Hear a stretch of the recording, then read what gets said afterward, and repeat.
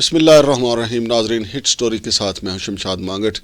آج کی ہماری hit story national bank of Pakistan سے متعلق ہے، اور آج ہم آپ کو بتائیں گے کہ ایف آئی اے نے نیشنل بینک کے صدر سمیت 19 اہم عہدوں پہ فائز ہونے والے جو ان کے افسران ہیں اس کی تحقیقات شروع کی ہوئی ہیں. یہ 2021 میں شروع ہوئی تھی، لیکن اب انہوں نے فرداً ان کو بلانا شروع کر دیا ہے. ان تمام افسران کے آپ کو ڈیٹیل بتاؤں گا، اور پھر اس کے علاوہ ایک لسٹ ہے نیشنل بینک آف پاکستان سمیت کل 22 بینکوں کی، جن سے 54 ارب روپیہ جو ہے قومی دولت لوٹی گئی ہے. وہ فہرست بھی آپ کے ساتھ شیئر کروں گا اور ساری ڈیٹیل بتاؤں گا کہ یہ رقم کیسے لوٹی گئی اور ملزمان کا تازہ ترین سٹیٹس کیا ہے، کہ ان میں سے کتنی گرفتاریاں ہوئی ہیں، کتنی نہیں گرفتاریاں ہوئی ہیں، اور لوگ کہاں کہاں رپوش ہیں. اور پھر ناظرین، اس کے علاوہ خبریں یہ بھی آ رہی ہیں کہ وزیر اعظم بہت خفا ہیں نیشنل بینک کی انتظامیہ پہ. اور اس کے علاوہ ایک خبر یہ بھی ہے کہ وزیر خزانہ شوکت ترین چونکہ نیشنل بینک آف پاکستان کے ریسٹ ہاؤس میں مقیم ہے، اس حوالے سے بھی تحقیقات شروع ہو گئی ہیں. تو یہ ساری خبریں ہیں جو آپ کے ساتھ شیئر کرنا ضروری ہے. تو سب سے پہلے میں آپ کو یہ بتاتا چلوں کہ نیشنل بینک آف پاکستان جو ہے اس کی جو آڈٹ رپورٹ آئی ہے اس میں بھی یہ بتایا گیا ہے کہ وہاں پہ سینکڑوں غیر قانونی بھرتیاں ہوئی ہیں، لیکن ایف آئی اے جو ہے وہ 19 ایسے لوگوں کی بھرتیوں کی تحقیقات اس نے شروع کی ہوئی ہیں جو غیر قانونی طور پہ اہم عہدوں پہ بھرتی کیے گئے اور انہوں نے بڑی بڑی مرات بھی لیں. تو ان میں سب سے پہلے نمبر پہ عارف عثمانی صاحب ہیں جو نیشنل بینک کے صدر ہیں. اور ناظرین، آپ کو یہ بھی بتاتا چلوں کہ ان کو اسلام آباد ہائی کورٹ کے سنگل رکنی بینچ نے نااہل قرار دے دیا تھا، لیکن 2 رکنی بینچ نے ان کی نااہلی سے متعلق فیصلہ بھی محفوظ کیا ہوا ہے. وہ دیکھتے ہیں کہ فیصلہ کب آتا ہے، وہ انہیں نااہل قرار دیتے ہیں یا اہل قرار دیتے ہیں. بہرحال تقریباً 90 دن تو ہو ہی چکے ہیں اس فیصلے کو محفوظ ہوئے، اور زیادہ تر گمان غالب یہی ہے کہ وہ جلد فیصلہ آ جائے گا. پہلے کہا یہ جا رہا تھا کہ جنوری کے آخری ہفتے میں آ جائے گا، اگرچہ ابھی جنوری ختم نہیں ہوئی لیکن فیصلہ بھی ابھی دور دور تک کہیں نظر نہیں آ رہا. تو ناظرین، لیکن ایف آئی اے نے بھی اس کی تحقیقات شروع کر دی ہیں، چونکہ بتایا گیا تھا کہ جناب کہ نیشنل بینک کے موجودہ صدر جو ہیں عارف عثمانی صاحب، ان کی فزکس میں ڈگری ہے، لیکن وہ کام ادھر نیشنل بینک کے صدر کے طور پہ کر رہے ہیں. اس کے علاوہ جو دیگر 18 افسران ہیں ان میں چیئرمین اور ممبر بورڈ عاصمہ شیخ صاحبہ بھی شامل ہیں. ان کی تقرری کے حوالے سے بھی تحقیقات کی جا رہی ہیں کہ آیا یہ میرٹ پہ ہوئی ہے یا نہیں ہوئی. اور پھر سعد الرحمان صاحب ہیں جو گروپ چیف ہیں انٹرنیشنل بینکنگ کے، ان کی تقرری کے حوالے سے بھی سوالات اٹھائے گئے ہیں اور ان سے بھی پوچھ گچھ کا عمل شروع کیا جا رہا ہے. اور پھر اس کے علاوہ 5ویں نمبر پر امین منجی صاحب ہیں. امین منجی صاحب جو کہ اس وقت بینک میں سینئر ایگزیکٹو وائس پریزیڈنٹ کے عہدے پہ فائز ہیں اور بڑی مرات ہیں ان کی، لہٰذا ان کی تقرری کے حوالے سے بھی کہا گیا تھا کہ یہ غیر قانونی ہے. ایف آئی اے اس حوالے سے سارا ریکارڈ اکٹھا کر رہی ہے، لیکن ایف آئی اے اس کے بعد ہی فیصلہ کرے گی ساری تحقیقات کے بعد کہ ان کے سفارشی کون تھے اور ان کو کن بنیادوں پہ رکھا گیا اور ان کی اہلیت کیا تھی. اور پھر 6 نمبر پہ مہناز سیلار جو کہ لیگل ہیڈ کے طور پہ کام کر رہے ہیں، ان کی تقرری کو بھی دیکھا جا رہا ہے. اور پھر 7ویں نمبر پر ہیں عدنان علی آغا صاحب جو سینئر ایگزیکٹو وائس پریزیڈنٹ اور سی آر او کے طور پہ فرائض سر انجام دے رہے ہیں. ان کی تقرری میں بھی شکوک و شبہات پائے گئے ہیں، لہٰذا اس کو بھی دیکھا جا رہا ہے. اور پھر اس کے علاوہ مدثر حسن خان صاحب ہیں، وہ ایگزیکٹو وائس پریزیڈنٹ ہیں. ان کی تقرری کے بارے میں بھی یہی کہا گیا ہے کہ وہ غیر قانونی ہے. اور دیگر جو لوگ ہیں ان 19 افسران میں مرزا محمد عاصم بیگ، محمد عبد المعید، ریاض حسین، دانش بن انبساط، عباس علی حاتم، ایس کلیم اے ریاض، محترمہ ندا حیدر، معز الدین Khan,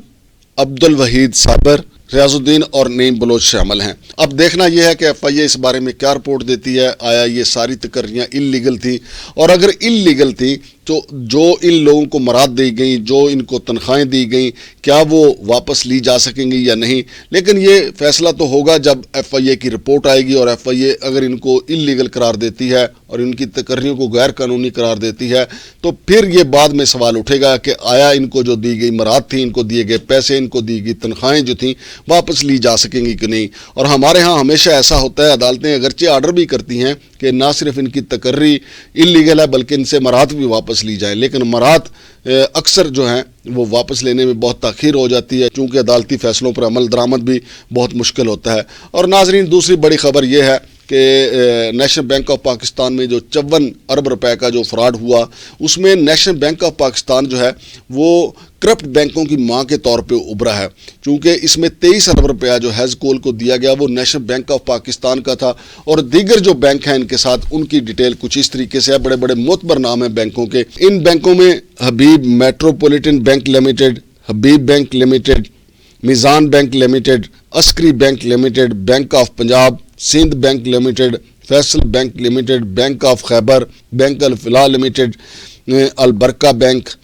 bank Islami Pakistan limited, Dubai Islamic bank Pakistan, Samba bank limited, united bank limited, first women bank, summit bank, M C B bank limited, Sindh مضاربہ، فرسٹ حبیب مضاربہ،